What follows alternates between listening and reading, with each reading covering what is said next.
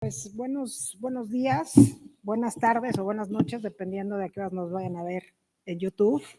Pero vamos a hablar, hemos estado viendo pues estas grandes ideas y estos grandes anhelos que tenemos para la medicina, para los derechos humanos, y también hemos estado revisando los retos, las dificultades, los obstáculos que tenemos para cambiar. Y la verdad es que creo que justamente la simulación, los metaversos, es sacar al gremio de medicina, tanto a personal de salud como administrativo, tomadores de decisiones, sacarlos un poco de su zona de confort, en donde dicen que las cosas tienen que ser como son, que con sangre la letra entra, ¿no? Entonces, esto creo es un cambio no solamente en la parte de educación, en la parte de entender el mundo, sino también para poder hacer como nosotros queremos que se hagan estos universos o estos metaversos.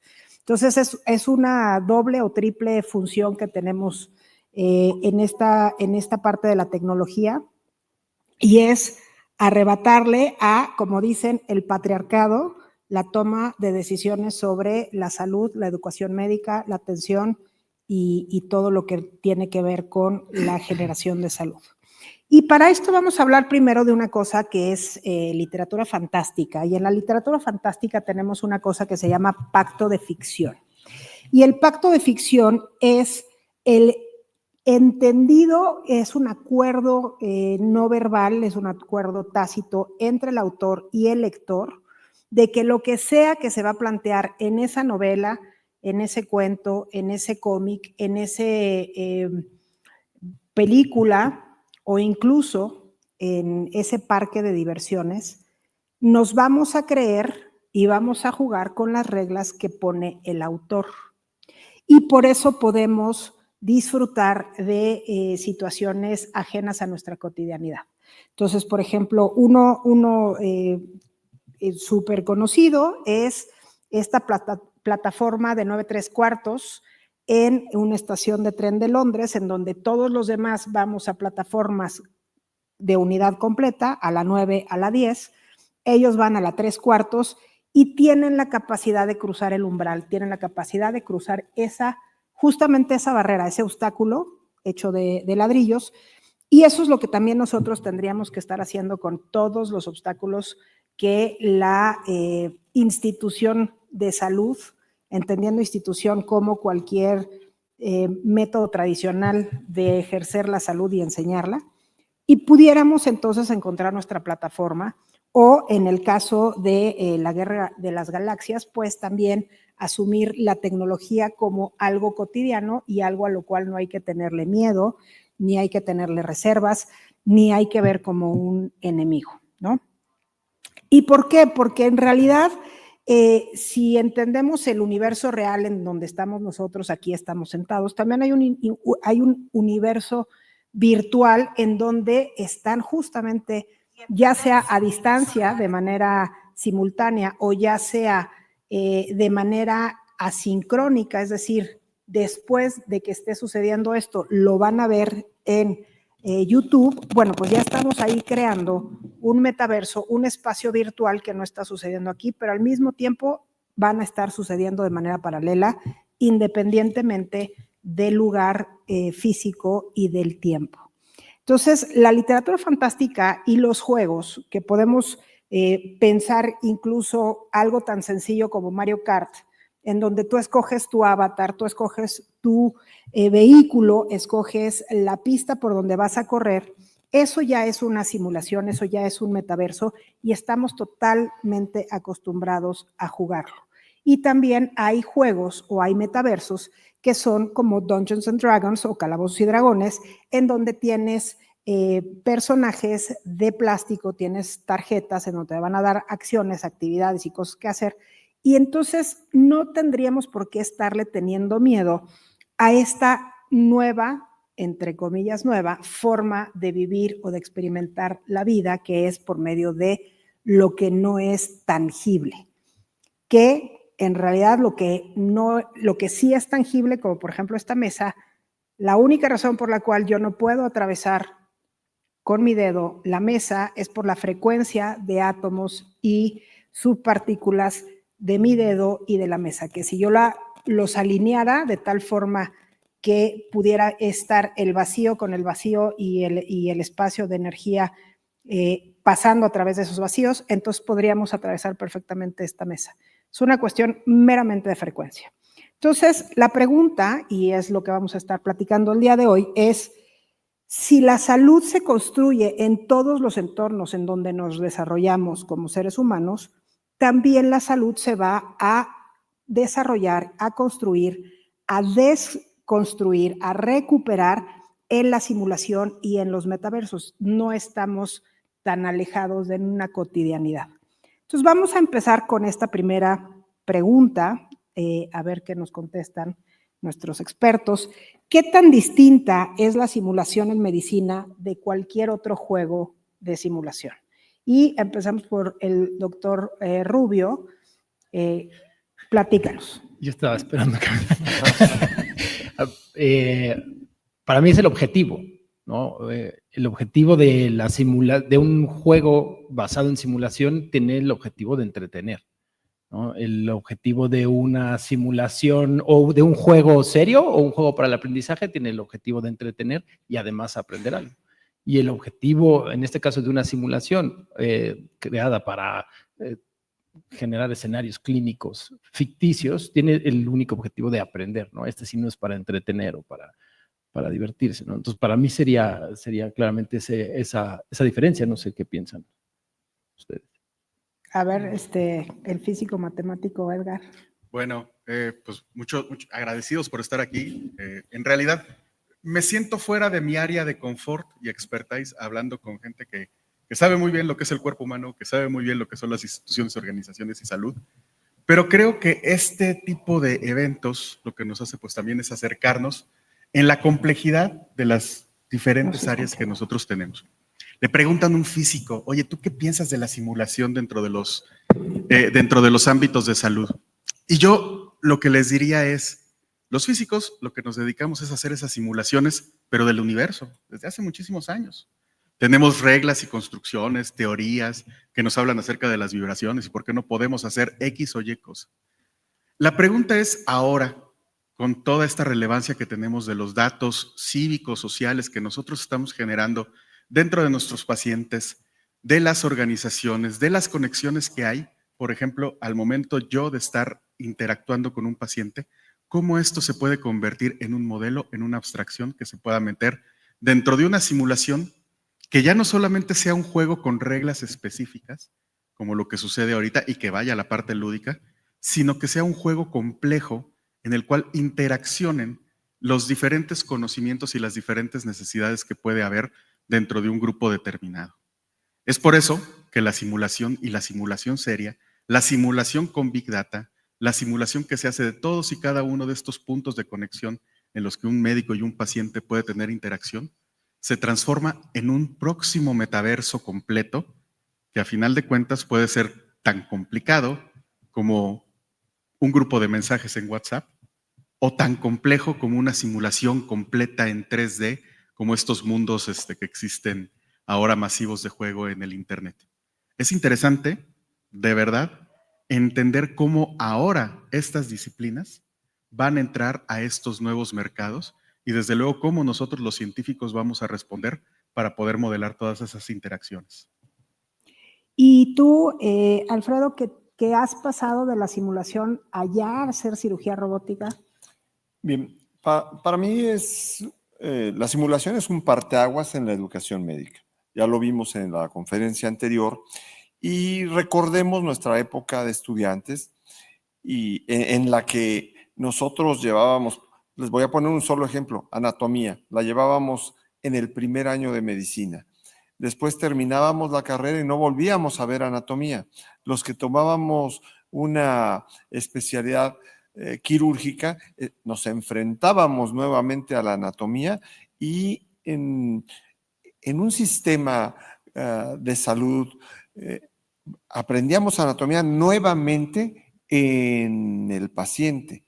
La simulación da la oportunidad de evitar el estar haciendo el aprendizaje en el paciente para darle una mejor oportunidad al paciente de que cuando lleguemos a atenderlo tengamos el conocimiento pleno de esa anatomía.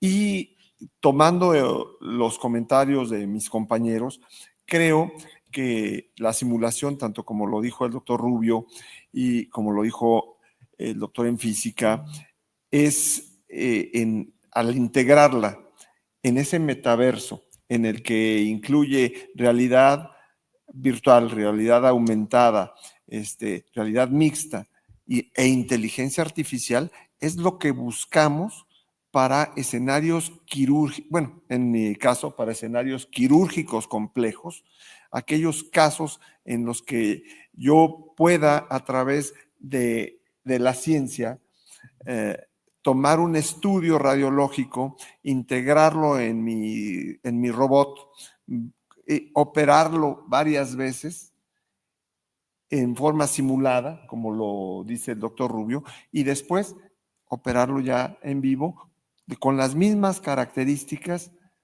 que tiene el paciente. Eso es lo que buscamos, básicamente.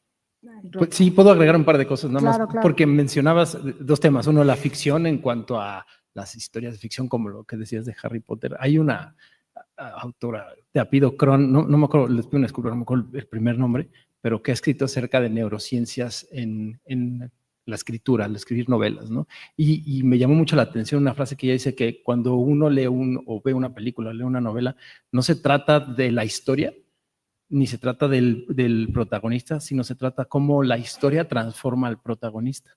Y lo mismo pasa en una simulación. No se trata de la simulación, no se trata solo del alumno o del participante, se trata cómo esa simulación transforma a ese participante con un objetivo en particular. Y hablábamos también de los juegos, y hay un autor que se llama Ralph Koster que ha escribió un libro que se llama Theory of Fun, que es sobre diseño de juegos, y él también habla acerca de cómo todos los juegos se trata de aprender. O sea, si yo juego un videojuego y estoy jugando Mario, pues estoy tratando de aprender cómo voy a pasar ese nivel. La primera vez me encuentro con una tortuga que me mata, la segunda, la tercera ya sé que ahí está. Cuando juego ajedrez con una persona, estoy tratando de entender cómo está jugando la otra persona, estoy tratando de predecirlo, ¿no? Entonces, los juegos, no solamente los juegos para el aprendizaje, juegos serios se aprenden, todos los juegos se aprenden.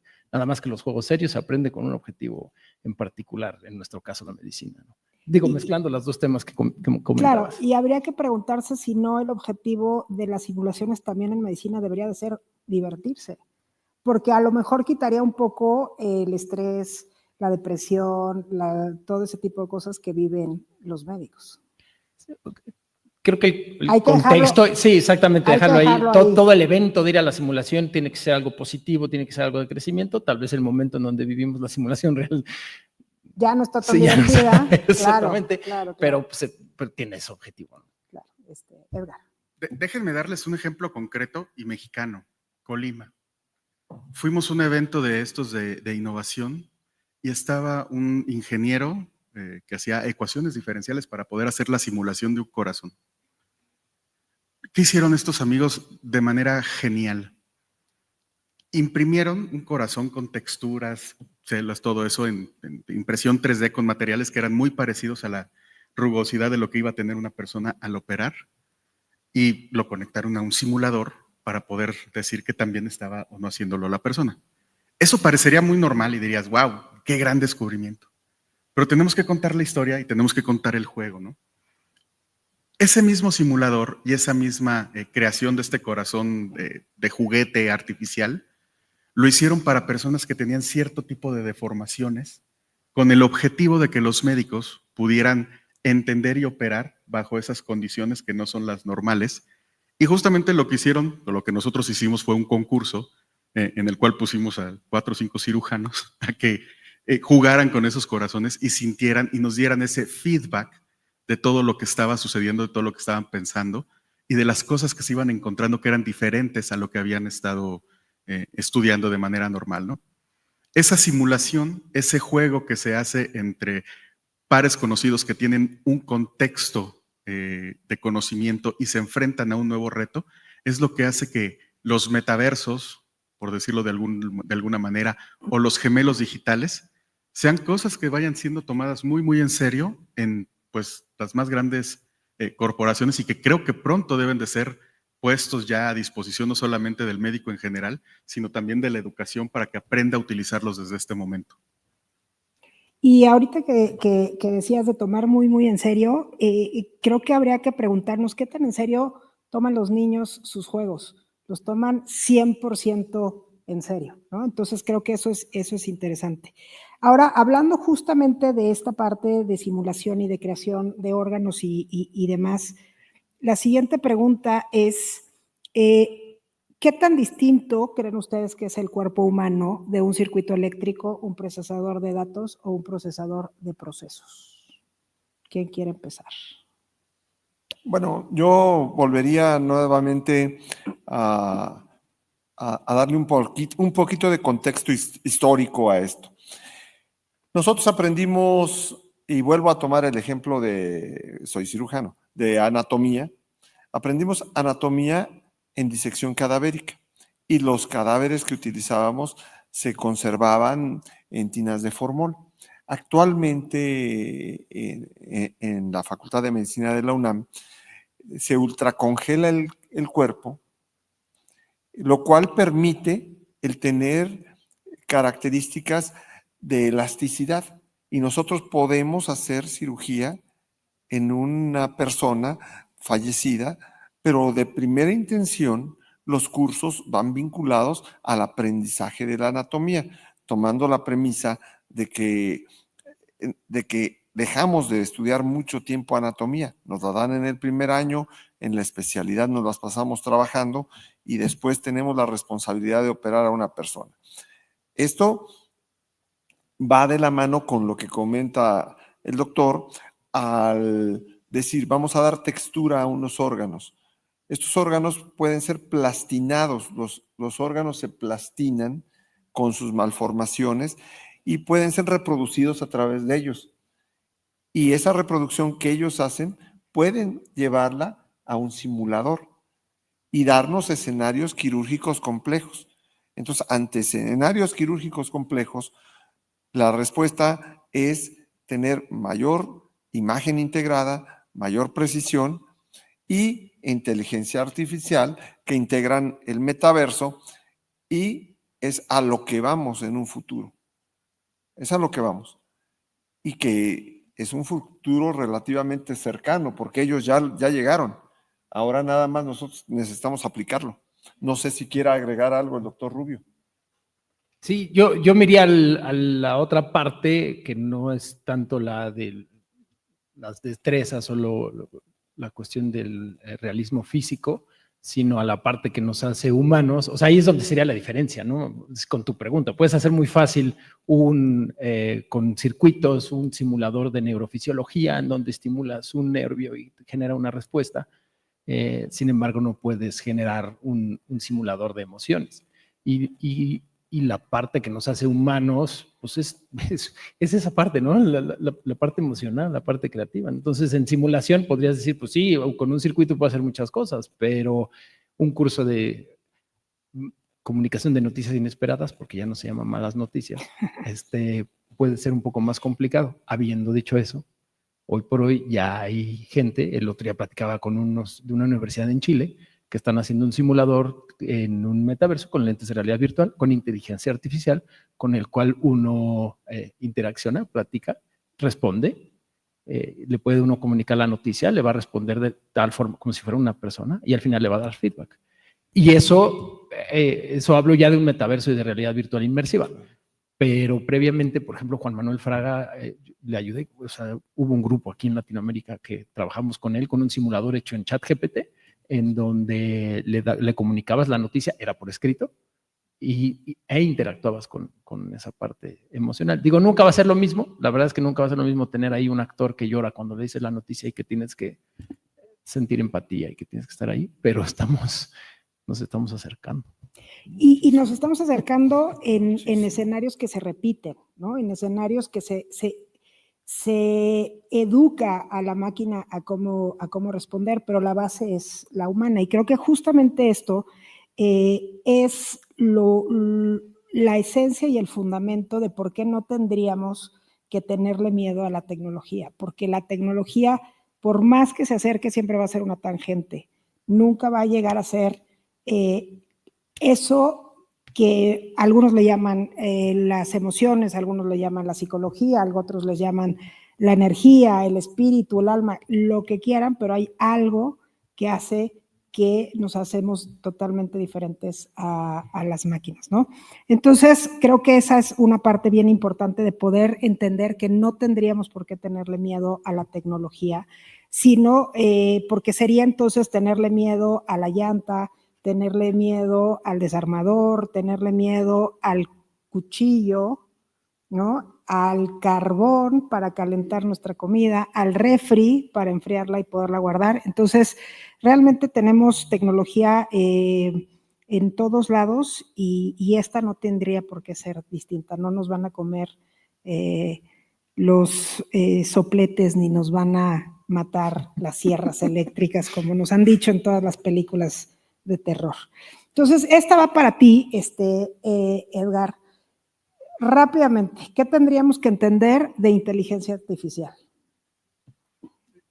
Vamos a hacerlo histriónico, contado, y desde la ficción igualmente, ¿no? Piensen en Kafka, piensen en este hombre que de repente en algún momento se duerme y despierta siendo un insecto. Piensen ustedes en dormirse en estos momentos y que su ser humano es desdoblado a través de una inteligencia artificial para que ustedes sean varias personas al mismo tiempo, con diferentes habilidades y vivan diferentes situaciones y simulaciones de tu propia vida. ¿Pero cómo? ¿Eso es ficción? Realmente lo estamos haciendo en estos momentos.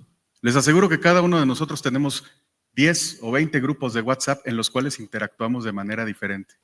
Hay uno en el que compartimos información, como son memes, para poder hacer reír a la gente. Hay otro en que compartimos todos nuestros grandes avances y logros científicos, tecnológicos. Y hay otros en los que comunicamos noticias y descomunicamos también noticias porque, hay que decirlo también, uno puede llegar a ser bastante gracioso y poder estar en los grupos de familia poniendo cosas que no son. La realidad que yo pienso de la inteligencia artificial es que esta inteligencia artificial está basado en una gasolina bien importante que se llaman los datos. Pero ¿quiénes son los dinosaurios que construyeron ese petróleo de estos datos que están alimentando las inteligencias artificiales? Pues bueno, ustedes los ven cada mañana frente al espejo, ¿no? La inteligencia artificial no es nada sin los datos que nosotros estamos generando efectivamente. Una inteligencia artificial, como una inteligencia artificial generativa, en estos momentos tiene un conocimiento sesgado hacia un año que es el 2023, quizá 2024, ya lo lograron algunos, pero que esa contextualización que nosotros damos desde la manera humana con los datos que nosotros le estamos metiendo para que entienda los patrones y nos deje elegir el mejor piolín que vamos a mandar al grupo de WhatsApp, sea una decisión humana que nosotros estamos tomando a través de la inteligencia artificial. Para mí, en una sola palabra, la inteligencia artificial es justamente humanidad con datos. Ok, muy bien. Desde la perspectiva de la cirugía. Desde la perspectiva de la cirugía, la inteligencia artificial va a ser una herramienta muy importante que nos ayude en forma categórica a tomar la mejor decisión quirúrgica. O sea, esto quiere decir que el cirujano va a seguir siendo el que toma las decisiones, con mayor herramienta, con mayor precisión, con mejor imagen, con mejor disección, y eso se va a traducir en beneficio para la paciente, para los pacientes. Claro. Y, sí, bueno, la paciente porque es ginecólogo. Sí, exactamente. La costumbre. Sí, la costumbre. Exacto. ¿Y desde la anestesiología? Me iría no solamente a la anestesiología, sino a la clínica, ¿no? Pero curiosamente nos puede llegar a hacer la consulta un poquito más humana y nos va a dar más tiempo, nos está dando más tiempo para escuchar al paciente. Y voy a poner un ejemplo y es el tema de ambient listening, ¿no? Y yo ya tengo un colega cirujano que está haciendo eso y vamos a dar un curso de cómo hacer eso en el hospital en un par de semanas, de cómo tiene un micrófono en el consultorio, entra el paciente, platica con él o la paciente, tiene palabras claves, ¿no? Entonces le dice, vamos a platicar acerca de tus antecedentes patológicos. Y la inteligencia artificial está escuchando. El tema es que él nunca se voltea a tomar notas, nunca se distrae, todo el tiempo está platicando con el paciente. Y al término de la consulta ya tiene un resumen de la consulta completa, la historia clínica hecha, resumida perfectamente bien. se le enseña al paciente y le dice, oye, esto es lo que platicamos, ¿estás de acuerdo? Sí, no solo eso, le da recordatorios, ¿no? Si en la consulta dice, sí, acuérdame de mandarte esto, acuérdate de hacer lo otro, le hace un checklist al final para que sepa que no le está faltando nada, ¿no? Eso está impresionante porque ahora uno da consulta y se voltea y escribe. O al revés, platica con el paciente y luego los juntan hasta el final del día y luego ponen las notas y que terminan siendo, yo he visto notas de colegas que se cayó y se pegó, ¿no? Claro. que son incompletas, ¿no? Entonces eso lo está haciendo más humano, le está dando más tiempo. Y la otra es que el tiempo de consulta, el tiempo personal que ocupa a veces un médico en otras cosas que no tiene que ver con la consulta, pues a veces puede ser mucho, ¿no? Y, ejemplo, oye, hazme una carta de recomendación, oye, ayúdame con oye, proyecto, tengo que traducir esto. La inteligencia artificial nos está dando horas al día y nos da tiempo para no estar burnout y regresar con nuestras familias y poder cumplir con todo. Claro. ¿Y para ti qué es Big Data? No, yo mejor que lo conteste. Sí, claro. Vamos a hablar de datos y vamos a hablar de datos masivos, de datos sociales, pero vamos a decir las cosas en otro contexto. O sea, nosotros si decimos Big Data, según lo que dicen todos los académicos, es algo que tiene velocidad, voracidad, las 3 veces del Big Data que debe de componer. Pero estamos enfrentándonos a una realidad donde ese Big Data debe de ser ahora contextualizado y se convierte en datos complejos y en datos simples. Para el médico, un dato simple puede ser la anotación de lo que ve dentro de un paciente, le receté esto, y estos son algunos de los síntomas que yo espero que alivie a partir de lo que yo estoy observando de lo que hace la persona. Un dato muy, muy simple, muy, muy bien estructurado. A diferencia de eso, podemos tener el dato del cual tú le sacas una imagen en un paciente, una inteligencia artificial, a partir de los conocimientos que ha acumulado de su entrenamiento de varios médicos, identifica esos mismos puntos que tú identificaste a la vista, ¿no? 2 formas diferentes de datos aplicados al mismo tipo y al mismo caso. ¿Cuál es el mejor? ¿El dato simple o el dato complejo? Todo depende del contexto en el que nosotros lo estemos queriendo hacer. Si queremos hacer alguna revisión clínica rápido para ver si la gente tiene temperatura, desde luego que hay unos sensores fabulosísimos que superan a nuestros ojos y que te pueden dar una medida muchísimo mejor que la que te da el médico. Pero si nosotros queremos ver el contexto psicológico del paciente, al momento de estar expresando alguna enfermedad, seguramente una inteligencia artificial no lo podrá hacer con la sensibilidad que lo tiene un médico. Entonces, crecemos este Big Data a datos complejos y crecemos este Big Data a datos simples que pueden ser utilizados dentro de diferentes contextos. Y otra vez más, porque a mí me gusta mucho irme, como ven, a la ficción, les voy a hablar de 2 fenómenos de datos complejos y cumulativos que suceden, por ejemplo, en las películas. Y acabamos de ver una, ¿no?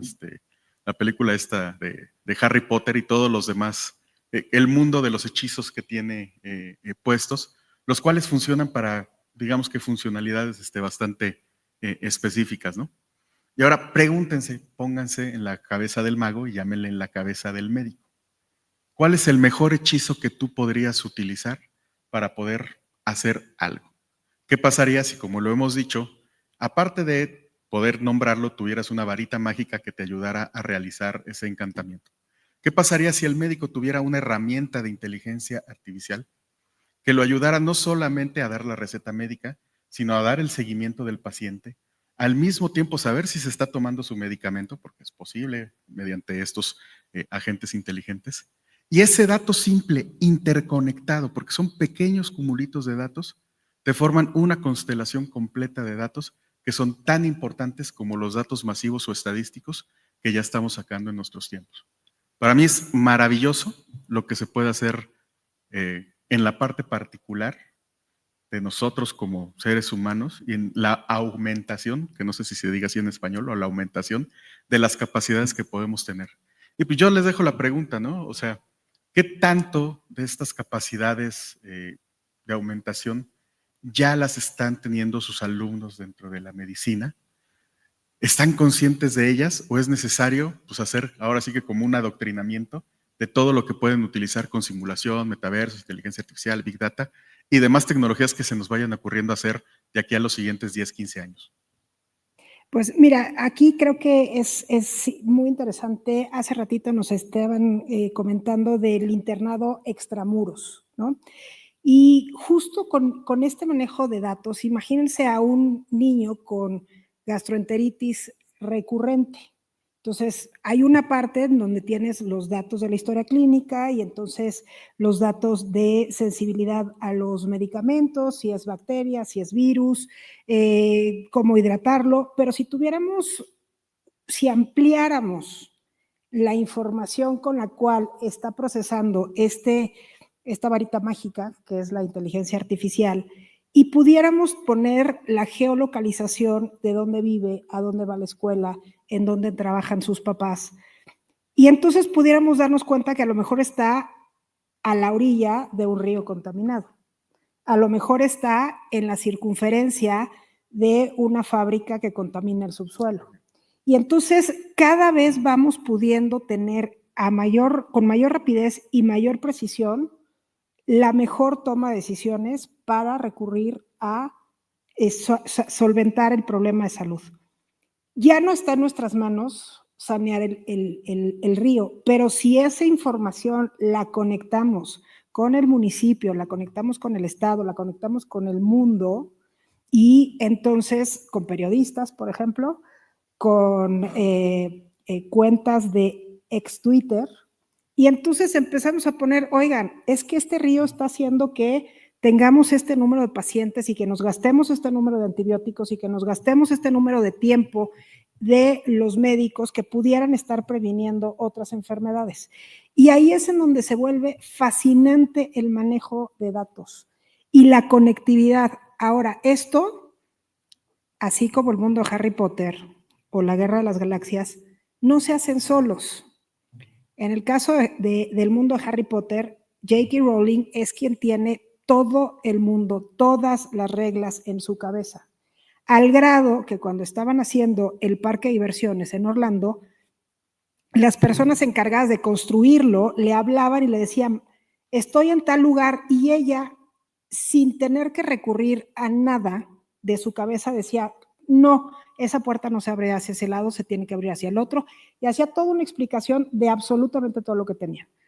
Y esto, lo mismo pasó con George Lucas y la Guerra de las Galaxias. Y aquí el punto es, ¿quién va a ser el arquitecto o la arquitecta o los arquitectes para poder construir toda esta red que necesitamos? Lo que nos estamos imaginando, lo que hemos venido platicando aquí, ¿cómo lo vamos a poner? De tal manera que los físicos, los programadores también nos entiendan, porque hay otra barrera, cada quien piensa de una manera bien diferente. Los médicos piensan de una manera que la sociedad nunca entiende. O sea, solamente pregunten cuántas veces los pacientes salen con una claridad después de una consulta médica. Pues no sé qué me dijo el doctor, pero me tengo que tomar esto. Oye, ¿qué te tienes que tomar? No sé, voy a ir con la farmacia para que me diga qué me tengo que tomar, porque no lo entendí. Y a lo mejor ahorita ya se escribe en computadora y se manda un PDF, pero siguen diciendo, no sé bien qué tengo, no sé bien qué me dijo, pero tengo que hacer tal cosa. Entonces, ahí hay una barrera en donde también tenemos que ver esta parte de la multidisciplinaridad, ¿no? Pero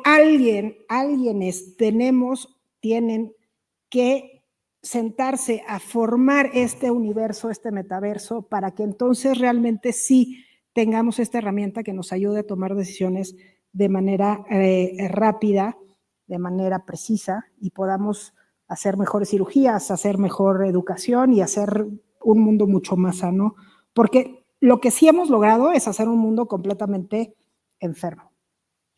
Yo siempre digo, si la enfermedad fuera un coche, a todos los médicos y a todos los tomadores de decisiones ya nos hubieran corrido porque producimos mal, hacemos pésimas los eventos de los talleres, las refacciones, y todos los coches van funcionando mal. Y aquí le llaman enfermedades crónico-degenerativas, pero es un error. Y con esto, entonces, la siguiente pregunta es, hablando del pacto de ficción, ¿cómo pudiéramos hacer este pacto de ficción entre médicos docentes, entre instituciones y los alumnos, entre médicos o personal de salud y los pacientes? ¿Cómo podemos comunicarles y comunicarnos entre nosotros como gremio que la tecnología, la inteligencia artificial, el manejo de datos son nuestras varitas mágicas.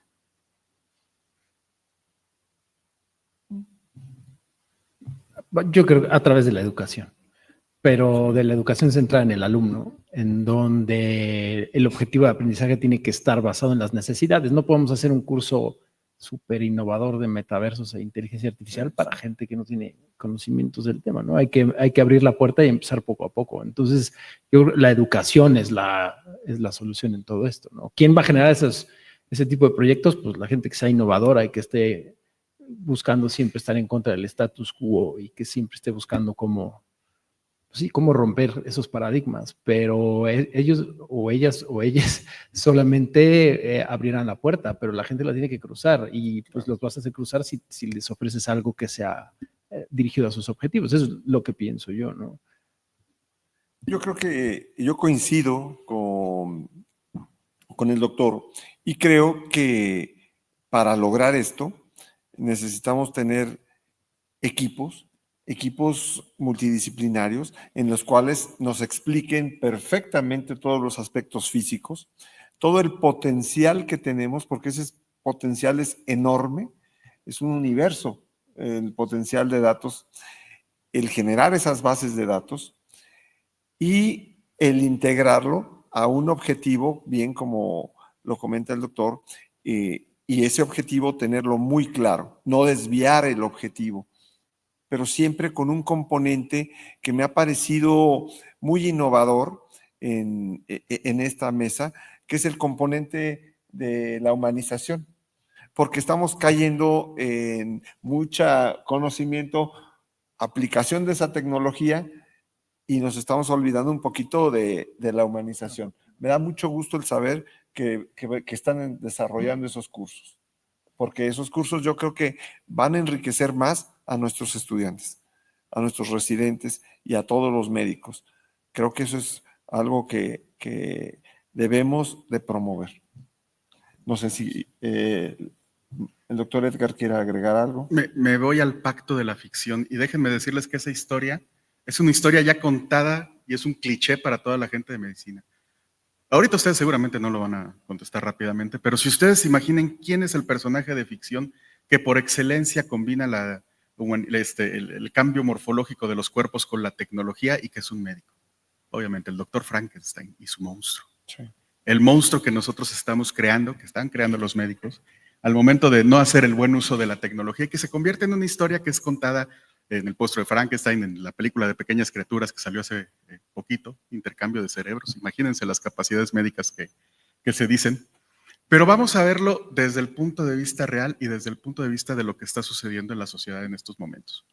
Cada uno de nosotros humanos nos estamos convirtiendo en fuentes de información, en fuentes de datos. La modelación de cada una de estas personas puede transformarse en estas cosas que se llaman gemelos digitales, que prácticamente es la representación mínima humana para un caso en específico. Por ejemplo, mi gemelo digital en datos es mi peso, mi estatura, todo lo que tengo en la química sanguínea, corpórea y demás, más los tratamientos que he recibido durante toda mi vida. Eso es un gran gemelo digital y ese es el monstruo de Frankenstein que estamos creando como sociedad en estos momentos. La pregunta para el médico es, ¿qué tanto de estos datos que ya conoce sabe cómo optimizar y cómo utilizar? Y aquí es donde viene la contraparte de la misma historia del Frankenstein, de ese rayo maravilloso de luz que da vida al monstruo, pues volvemos a la inteligencia artificial. Rayo maravilloso de luz que nos puede hacer esa traducción y conexión entre lo que dice el médico, el farmacéutico y lo que dice nuestro gemelo digital. ¿Cómo es que los alumnos deben de aprender a poder utilizar todas esas herramientas? Al igual que cuando estudiaron cómo hacer una cirugía al corazón abierto y la anatomía, es con un montón de práctica y entendiendo muchísimas situaciones que se pueden dar, pero ahora a través de estos nuevos monstruos de Frankenstein que estamos creando de información que se llaman los gemelos digitales. Interesantísimo que se den cursos de estos. Nosotros desde el punto de vista de las ciencias y la tecnología dispuestos a apoyar en todo lo que se necesite para crear cursos que sean no solamente educativos, sino que sean también lúdicos, entretenidos y que atraigan, porque es una de las cosas que tenemos que hacer nosotros como educadores, pues es justamente atraer a la nueva generación a que estos temas les tomen importancia. El tema interesante aquí es que muchos, o sea, normalmente centramos la educación en los residentes internos, estudiantes, pero aquí son los residentes internos, estudiantes los que están generando, los que nos están educando a nosotros en cómo utilizar estas tecnologías. Yo he aprendido más de inteligencia artificial por mi hijo de 18 años de lo que, pues sí, o sea, de lo que algún colega me ha enseñado, y es la verdad. O sea, estamos aprendiendo más de, de ellos. Entonces, nosotros tenemos que cambiar el chip y tenemos que ponernos, o sea, tenemos que alcanzarlo. Claro. Justamente hace un par de años, más o menos por el septiembre-octubre del 2021, las 3 grandes empresas de tecnología, Google, Amazon y Apple, dijeron, me doy. Ya no voy a generar más gadgets, más dispositivos médicos, porque no les entiendo a los médicos y los médicos no lo usan. Y una de las cosas que nos han enseñado en medicina es ver al paciente en fotografía. Le tomamos una fotografía, esa es su química sanguínea de ese día a esa hora. Le tomamos una placa de ese día a esa hora. Le hacemos una historia clínica o lo exploramos de ese día y a esa hora. Y los dispositivos hoy tienen la capacidad de darnos una película completa. Y no tenemos los elementos para analizar y tratar una película. Sabemos cómo tratar fotos, pero no películas. Y efectivamente, las nuevas generaciones son las que traen pues la tecnología desde su pequeña infancia en las manos, ¿no? Y entonces, hace mucho, yo creo que desde unos 10 años, 12 más o menos, circulaba un video de una niña que quería que la revista que estaba viendo, una niña como de 3 años, se pasara la página como si fuera un iPad. Y todo el mundo nos reímos, pero esa niña hoy a lo mejor ya está estudiando medicina. Y esa niña va a decir, oigan, pero ¿por qué están ustedes? O sea, en esta parte de la anatomía, regresemos un poquito más atrás y analizábamos cerdos. Sí, claro. Estudiaban medicina con cerdos, la anatomía, porque era lo más parecido. Y ella, yo creo que nos está viendo a nosotros como si siguiéramos viendo la anatomía desde los cerdos. Y tenemos que dar pasos agigantados. Y la siguiente pregunta es justamente, ¿quiénes tendrían que estar enseñando? Aparte de tu hijo de 17. Pues los médicos, nosotros somos los que tenemos el compromiso, porque somos los que vemos al paciente. Entonces, tenemos el compromiso no solo de estar actualizados en medicina, sino estar actualizados en otras ciencias, como es la física. La física, con la creación de estos grandes bases de datos, y nos va a dar tendencias también, pero además nos va a dar herramientas para tomar las mejores decisiones a la hora de tener a mi paciente. Con todo lo que hemos escuchado, yo creo que es el avance tecnológico, a veces es tan vertiginoso que supera el conocimiento médico, y nosotros tenemos algunas herramientas en las que podemos medir algo que antes no podíamos medir, y que ahora que lo podemos medir tenemos que saber cuál es el estándar de lo que estamos midiendo. Y eso ha sucedido ya a lo largo de la historia de la medicina. Entonces, yo creo que el médico, desde su formación, debe de incluir en los planes de estudio física, robótica, estadística y todas estas ciencias que además estamos hablando nada más de una parte, porque aquí vienen muchas ciencias que se están desarrollando a la par y que no tienen que ver tanto con automatización y con robot, como todas las ciencias ómicas, que van a ser el futuro del médico. ¿Sí? Entonces creo que los planes de estudio deben de ser actualizados a la ciencia que tenemos actual. Pero ¿quiénes tendrían que estarles enseñando a estos alumnos física, estadística? ¿Otro médico que no sabe? No, o sea, por eso creo que los equipos deben de ser integrales. Si yo sé que Edgar sabe, y le pido apoyo a Edgar. Edgar va a generar médicos que sepan lo que tienen que saber en medicina de física. Si yo sé que el doctor sabe que el humanismo no debe de perderse en la medicina y tiene la herramienta como ya la tiene, es el que debe de dar el curso. O sea, la carrera de medicina debe de abrirse y ser multidisciplinaria, porque el avance en la tecnología nos está llevando a esa apertura. Muy bien. ¿Tú qué opinas, Rodrigo? Coincido con el tema de que es multidisciplinario. Obviamente alguien tiene que liderarlo. Hay evidencia del tema. Nosotros tenemos que modelarle a nuestros alumnos o residentes, tenemos que ser un ejemplo. Y parte de ese ejemplo tiene que ser pedir ayuda y saber cuáles son nuestros límites. Y al pedir ayuda y entender nuestros límites y llamar a la mejor persona para esa situación, uno, vamos a modelar eso, y dos, pues les vamos a compartir el conocimiento, ¿no? Claro. Y complementaría con el hecho de no solamente es quién, sino cómo, porque este tipo de cosas tampoco se aprenden con teoría en un aula solamente, ¿no? O sea, yo creo que la metodología educativa es tan o más importante que la persona que la va a transmitir, ¿no? Porque puede haber diferentes medios para educarse y formarse bien sin que dependan solamente de una persona. Yo creo que el qué lo tenemos todos claro. O sea, el qué es juntarnos, hablar, pero el cómo y el dónde todavía están como que un poco misteriosos. Déjame atreverme a decir un cómo, que es algo que nosotros estamos haciendo desde la ciencia, con temas que van hacia la tecnología. Imagínense que nosotros tenemos un grupo de voluntariado tecnólogos, gente que sabe de inteligencia artificial, big data, diseño web, etcétera, etcétera.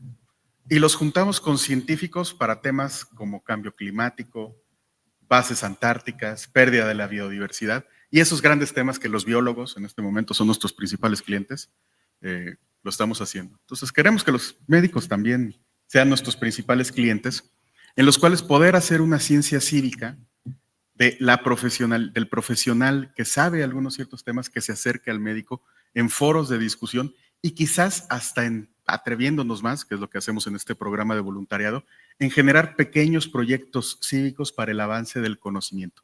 Tal vez no vayan a entrar estos pequeños proyectos cívicos en los grandes libros de historia, de enseñanza y demás, pero van a resolver problemáticas locales, problemáticas personales, que a lo mejor lo único que se necesita para que alguien empiece a utilizar inteligencia artificial es que uno de estos profesionistas que lleva mucho tiempo haciendo y entrenando y jugando con ChatGPT, se junte con ellos y les diga, oye, yo te ayudo, yo te enseño, yo lo hago contigo, ¿no? Esto nace desde el civismo, esto nace desde la parte civil. Sabemos que las organizaciones y nuestro papel dentro de ellas nos restringe en algunos momentos a poder hacer ciertos tipos de proyectos, pero creo que desde el civismo, o sea, desde tú como ciudadano, puedes tener intereses, compartirlos con los demás, y eso creo que es el primer cómo para poderlo hacer crecer ya a las grandes organizaciones de una manera pues más optimizada. Es básicamente ver un gato negro y saludarlo como Mrs. McGonagall, ¿no? Muy bien. Y finalmente, bien entendida y bien utilizada la tecnología, ¿hasta dónde creen ustedes que la salud digital pueda incidir, pueda mejorar la educación y la atención de salud?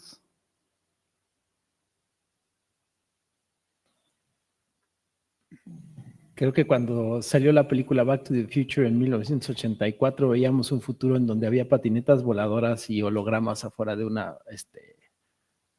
sala de cine, y no fue el futuro que nos alcanzó, fue mucho mejor y fueron cosas mucho más impresionantes. Creo que nuestra capacidad de imaginar puede llegar a ser limitada para poder predecir hasta dónde vamos a llegar. Esto es, creo que, o sea, no sé, me cuesta mucho trabajo poder predecir hasta dónde vamos a llegar, porque las cosas que he visto en el último año y medio superan cualquier ficción. Yo creo que, no sé ustedes. Estoy completamente de acuerdo. Y déjenme contarles algo que vi en un evento que se llama London Tech Week. La gente de UK ya saben que tienen mucho dinero y pueden traer grandes tecnólogos y demás. Y en un ala comercial gigantesca, una pequeña cabinita que parecía de esas de fotografías OVNI Salud. te metes, pones la cabeza, te revisa, pones las manos, te Te, hace unos te acercas toquecitos. tantito más al micrófono. Pones las manos, te deja unos toquecitos y de repente sales con un perfil muy completo de qué es lo que tienes, ¿no? Se me hizo maravilloso. Científicamente estoy dudando de que todo eso sea posible, pero para mí lo interesante de todo eso es que la salud digital va a llegar a tanto la necesidad del paciente quiera llegar y construirse. En este ejemplo, lo que ellos quieren en esa inmediatez de tener todos sus datos y una pues consulta inmediata y rápida, pues lo hicieron en este artefacto en el cual te metes y te analiza como si fueras un escaneo completo de los automóviles, ¿no? ¿Qué es más es lo que necesitan los pacientes y hacia dónde es lo que quieren llegar? Y seguramente ustedes ya lo saben de acuerdo a sus diferentes expertise, ¿no? Un paciente quiere mayor seguridad al momento de estar recibiendo una operación. Un paciente quiere mayor certeza de poder saber que los tratamientos que están haciendo le están funcionando en el momento que le están funcionando y si necesita cambiar algo, que lo pueda cambiar de manera inmediata, ¿no? El doctor también, visto desde el punto de vista de lo que hace con el paciente, lo que ellos quieren, y pienso que les aseguro que nosotros también como seres humanos, lo que más queremos para todas las personas es que se sientan bien y puedan vivir bien y que sean plenamente conscientes de que lo que están haciendo con su cuerpo es un cambio que, pues bueno, va diferenciado por las diferentes edades en las que va atravesando.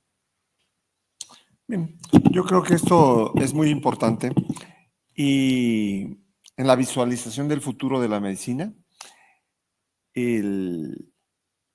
también con nanorobótica viene la edición de genes, el CRISPR. Y la edición de genes va a venir a resolver muchos de los problemas que usted mencionó.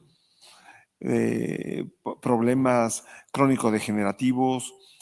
De alguna manera va a cambiar el panorama de la medicina.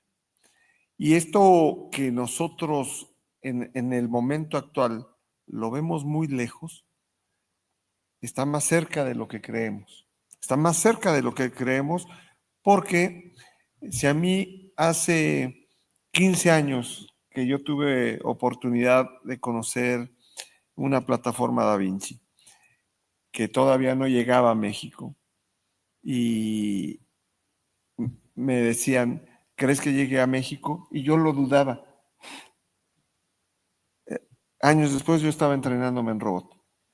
Entonces, esto es tan dinámico, trabajan tanto ustedes en eso, que nos generan tanta tecnología, que nos dan mucho trabajo a generar nosotros mayor conocimiento. La investigación médica, al final, debe ser traslacional, llevar el beneficio a la cama del paciente.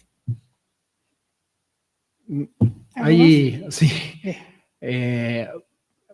No, estamos acostumbrados a tratar pacientes un poco de forma genérica, ¿no? La estadística dice que este porcentaje y tú caes en ese porcentaje. Y resulta que con la inteligencia artificial podemos hacerlo más individual, porque podemos combinar, o sea, podemos darle datos específicos de ese paciente. Oye, tengo este paciente, esta edad, estos antecedentes, toma esto, pero además tiene esto otro y vive aquí y allá. Y puede darnos valores predictivos y escalas mucho más certeras que lo que nosotros no sabemos de manera genérica. Entonces esto puede ser que nos lleve, o sea, sorprendentemente, pero uno, a ser más humanos o escuchar más a los pacientes y dos, a tratarlos de manera más individual. Y hablabas del futuro y tú sabes, el hospital tiene un convenio con el Hospital Metodista y hace poco fue un amigo allá a Houston porque fueron a revisar unas clínicas que están abriendo nuevas y dijo, oye, ya tienen un sistema en donde el paciente toca el botón en la cama para llamar a enfermería y en lugar de que le contesten de la central, ¿qué se le ofrece? Se activa la pantalla y en telemedicina aparece una enfermera que le dice, ¿cómo está? Y lo está bien. Ah, tengo esto y lo otro. Ah, ok, perfecto. Ahorita le mando a alguien, pero ya con información. Entonces no retrasó la información. Tienen sistemas en donde en quirófano, si falta algo, el circulante o la circulante no se tiene que salir hasta el almacén o selle para traerlo, sino que tienen un robot que nada más le picas y el robot conoce. No es complicado Programa un robot que sepa cómo llegar a una sala y regresar, y les lleva el equipo, el instrumental, haciendo que el personal se quede en la sala para solucionar los problemas. Esas son cosas que parecen ciencia ficción, pero ya existen, ¿no? El gemelo digital, en donde tienes laboratorios, tienes genética, tienes todo, y el día de mañana vas a poder estar probando y tratando de predecir tratamientos para ver con qué éxito va a responder ese paciente, ¿no? Entonces, creo que... Y muchas veces esta parte, no sé, seguramente se han topado con estas cajas para pagar el estacionamiento, que en teoría tendrías que aventar la moneda y solito la capta. Y tenemos en México la costumbre de poner a alguien que nos recoge la moneda y lo pone ahí, o el boleto. Y está bien, pero está mal. O sea, creo que también tenemos que empezar a dejar de querer poner a las personas en un trabajo que a lo mejor ni siquiera es lo que quieren, ¿no? O sea, creo que sí tenemos que hacernos muchas preguntas como sociedad para poder aplicar lo que en tecnología están en otros lados y lo que nuestra imaginación quiera, ¿no? Al final de cuentas, yo el futuro me lo imagino infinitamente más sano y menos restrictivo que en la película de Gattaca, en donde para poder andar con alguien tenía que haber un match genético, ¿no? No quiero llegar ahí, tampoco quiero llegar al Brave New World, al mundo feliz de Aldous Huxley, en donde también tienes castas y solamente entre castas, porque para eso ya está India, ¿no? Ellos se casan también entre castas y tampoco les ha funcionado tanto, ¿no? Siempre hay, de todas las películas que vemos de esa latitud, está con que rompen el sistema de castas.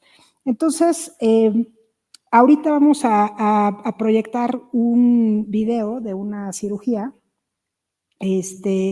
y el doctor nos va a ir dando pues la narración de lo que se puede hacer hoy en día. Yo creo que igual es mejor acá para que puedas verlo aquí o ahí el video, claro, porque ahí no lo vas a poder ver. Con permiso.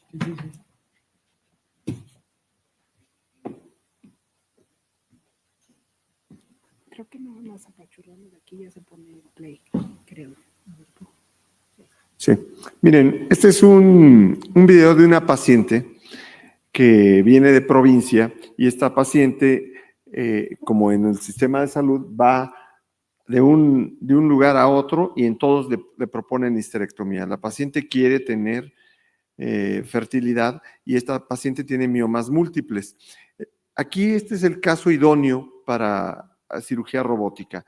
Vean cómo estamos haciendo una incisión transversa, porque nosotros previamente tenemos la imagen a través de resonancia magnética y sabemos cuántos miomas tiene. Es una paciente que tiene miomatosis múltiple y entonces vamos a través de cirugía robótica sacar todos los miomas. Y vean cómo aquí se está haciendo la disección previa aplicación de vasopresina para que no sangre, y cómo estamos utilizando herramientas como energía bipolar, técnicas de disección, de tracción y contratracción, y de disección para evitar el sangrado e ir liberando y enucleando cada uno de estos miomas. La intención es dejar una matriz sin miomas y que tenga una oportunidad de embarazarse. Aquí vamos a tomar en consideración que esta paciente necesitamos cambiar también su estilo de vida. ¿Por qué? Porque la vamos a dejar sin miomas, pero si sale y vuelve a tener el mismo estilo de vida, y en la génesis de los miomas sabemos que hay falta todavía de muchos conocimientos en cuanto al origen de los miomas, pues tendríamos que ver que el aspecto epigenético nos va a dar un aspecto muy importante. Entonces, tiene que tener un cambio de estilo de vida. Vean cómo vamos sacando los miomas. Previamente nosotros tenemos ya el conocimiento de cuántos miomas son, y estos miomas los vamos acumulando generalmente en cirugía ginecológica en el fondo de saco, y vean cómo estamos prácticamente trabajando en el espesor del miometrio, quitando los miomas. Vean aquí el tamaño de los miomas que tiene, ¿sí? Que esto generalmente, por eso le habían propuesto hacer la histerectomía, pues porque eran muchos miomas y no existía vamos, en el medio donde se encontraban, no tenían la posibilidad de hacer una preservación uterina que tuviera buenos resultados. Aquí la tecnología robótica, primero, nos permite el tener la mayor precisión en cuanto a encontrar los planos de clivaje adecuados y hacer la disección de cada uno de los miomas. Entonces, vean cómo van saliendo miomas y miomas y miomas, y vamos haciendo, todo esto es a través de una sola herida. Esta herida es una herida lineal, no estamos haciendo un uso. ¿Por qué? Porque sabemos que la paciente se quiere embarazar. Si nosotros hacemos un uso, disminuimos la cantidad de miometrio y cuando se embarace se va a romper ese útero. Necesitamos tener la mejor cicatriz que sea lo suficientemente fuerte para que cuando ella se embarace no se rompa. Entonces, aquí es una de las ventajas que vamos a ver más adelante con la cirugía robótica. ¿Qué ventaja es? El cierre. Y vean cómo seguimos escarbando y seguimos encontrando miomas, y miomas, y miomas, y miomas. Estos miomas no solo le generaban la imposibilidad de embarazarse, sino que también le generaban sangrado. Vean ya la apertura que se ve en la pared uterina, y esta apertura debe de tener un cierre muy preciso, pero todavía en nuestro acordeón nos dice que nos falta sacar miomas y entonces empezamos a sacarlos. Vean cómo vamos quitando los diferentes miomas hasta completar la extracción completa del último mioma. Hasta ese momento nosotros entonces ya pensamos en el cierre. La paciente no tiene un sangrado, está bien desde el punto de vista hemodinámico, anestesia no tiene ningún inconveniente en que sigamos trabajando, y vean cómo seguimos quitando miomas. Aquí muchos de ustedes me dirán, bueno, ¿y llegas a cavidad? Obviamente estos distorsionan cavidad y sí llegamos a cavidad, pero el cierre va a ser en el espesor de toda la pared. Y esa es una gran ventaja de la robótica, el tener el mecanismo de poder hacer todas estas disecciones. Vean, miomas muy, muy grandes. Alcanzamos a ver que tiene un mioma subseroso que les estoy señalando, no sé si se ve que está aquí. ¿Sí? Un mioma subseroso que hay que quitar, pero los miomas que realmente son trascendentes son los miomas que están en el espesor del miometrio. Y vean cómo siguen saliendo miomas. ¿Sí? Una vez completada la extracción de los miomas, entonces vamos a proceder al cierre. Pero si a esta paciente entramos con un plan quirúrgico conociendo que son 7 o 10 miomas los que hay que retirar, el plan se completa. Y aquí estamos quitando el mioma subseroso. Aquí vemos la herida transversa que hicimos. Este es un mioma subseroso, ya quedó fuera. El útero vuelve a ser reconstruido a su anatomía normal, y ahora lo que necesitamos es hacer un cierre perfecto. Y ahí es donde viene una de las grandes bondades de la cirugía robótica, que es el mecanismo que tiene al cerrar, que es un mecanismo que se llama EndoGrisp. Y vean cómo el cierre se hace en 2 planos y se hace a través de una técnica que se llama baseball stitch. El baseball stitch nos permite el tener un cierre de una buena garantía en cuanto a la cicatrización.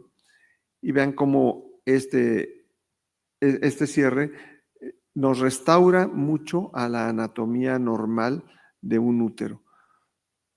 Véanlo cómo está, y viene la parte final, que es la extracción de los miomas. Cuando esto logremos nosotros tenerlo con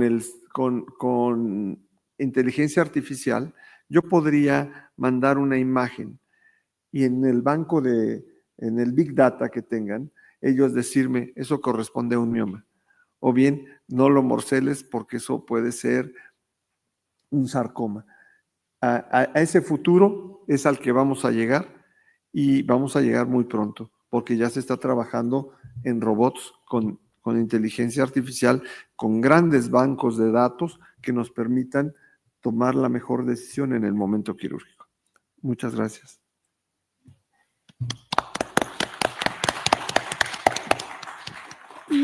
¿Y las ventajas del posoperatorio cuáles son? Bien, miren, ese es un tema que nosotros tenemos muy en mente porque a mí me toca dirigir un instituto. México tiene un grave problema en cuanto al número de camas por cada 1,000 pacientes. La Organización Mundial de la Salud nos dice que debemos de tener 2.5 a 4 camas por 1,000 pacientes. En México tenemos 0.77 camas por cada 1,000 pacientes. La gran ventaja que tiene la cirugía robótica es que el paciente, como en este caso, puede irse el mismo día. Esa lección, ya venía esa tendencia desde los Estados Unidos, como lo mencionaba el doctor, en el que hay protocolos de alta el mismo día de la paciente. La gran oportunidad a nosotros se nos dio con la pandemia. Con la pandemia nosotros le decíamos a la paciente, operábamos pacientes que su cirugía era inaplazable. Por ejemplo, este tipo de pacientes que tenían sangrado, que las llevaba anemia, que la veía el hematólogo, le subía la hemoglobina, pero ya venía el próximo periodo menstrual y entonces teníamos que operarlas. A esas pacientes las metíamos en la mañana y las dábamos de alta en la tarde. La paciente muchas veces no se quiere ir por temor a alguna complicación, lo cual es muy razonable. Se les explicaba que se fuera tranquila, que íbamos a estar en comunicación con ella, pero que la dábamos de alta por la cuestión de que no queríamos tenerla en un ambiente hospitalario que se contagiara al COVID. Eso nos enseñó mucho a que podemos egresar el mismo día este tipo de pacientes. Y en los grandes centros hospitalarios, John Hopkins, por ejemplo, John Hopkins ha crecido mucho en cirugía ambulatoria y en cirugía mayor. ¿Sí? Es el de los hospitales que más crecimiento representa cirugía ambulatoria para ellos. Esa creo que son de las otras ventajas que debemos empezar a comunicar, ¿no? Menos infecciones intrahospitalarios, mejor aprovechamiento de las pocas camas que tenemos. Claro. Y una recuperación en casa siempre va a ser mejor con sus seres queridos en su cama, con su almohada, que en un hospital. Y ya como cierre, como conclusión, si tuvieran que tomar una decisión para mejorar el conocimiento, la educación sobre toda esta tecnología, saliendo de aquí, ¿qué harían? Aparte de ir por sus coches. Definitivamente, o sea, y les voy a decir, primera acción es agarrar el teléfono de estos dos grandes compañeros de simposio y decirles qué es lo que hacemos primero. Armar un chat. Armar un chat grupal para poder empezar a interactuar y que esas interacciones se hagan en presentaciones como lo que sucedió hace no menos de un año, que conocí a Marilú, que conocí a la doctora y que conocí pues esta gran academia, ¿no? Soy ferviente creyente de que el conocimiento tiene que ser diseminado y tiene que ser transmitido de manera en que todos lo podamos entender y que le sirva a el grupo focal en el cual estamos haciendo, ¿no? Fuera de eso, inmediatamente lo que a mí me gustaría mucho saliendo de todo esto es hacer lo que estamos diciendo. Como ellos van a aprender tecnología, yo aprender un poco más de todo lo que ustedes saben, pues para poder servirles mejor y poder dar mejores consejos a la gente que me pregunte en algún momento, ¿y tú qué piensas que va a llevar la tecnología y la medicina de la mano? Muy bien. ¿Tú, Rodrigo? Yo diría que seguir aprendiendo, seguir igual, ¿no? O sea, no cansarme de seguir aprendiendo y investigando y conociendo más, no solo de mi hijo, sino también investigando un poco más. Y a su vez también seguir tratando de fomentar y crear experiencias de aprendizaje para colegas, para que no se, o sea, para que todos podamos crecer en esto, ¿no? Entonces sería yo seguir aprendiendo y además tratar de compartirlo. Bien, yo creo que es muy importante que todos los médicos tengamos la mente abierta al conocimiento y integrar grupos en los multidisciplinarios, platicar nuestros problemas, porque a lo mejor un problema grande que tenemos, quizás Edgar tenga la solución y yo no lo sé. Claro. ¿Sí? Entonces, entre más interactuemos con diferentes tipos de profesionales, entre más conocimiento se genere, vamos a poder ofrecer mejores expectativas a nuestros pacientes. Claro. Y bueno, a mí lo que me gustaría es poder crear algún tipo de libro, película o serie con grandes estrellas de Hollywood que hablen de esto, así tipo Grey's Anatomy, pero que utilicen toda esta tecnología para que el público tampoco le tenga miedo a que un robot lo opere, porque sabe que atrás del robot hay un ser humano con calidad humana, con respeto a la dignidad del paciente, tomando las mejores decisiones basados en toda esta información que nos puede procesar una inteligencia artificial. Pues con esto cerramos. Pues muchísimas gracias. Muchas gracias a ustedes. Gracias mucho.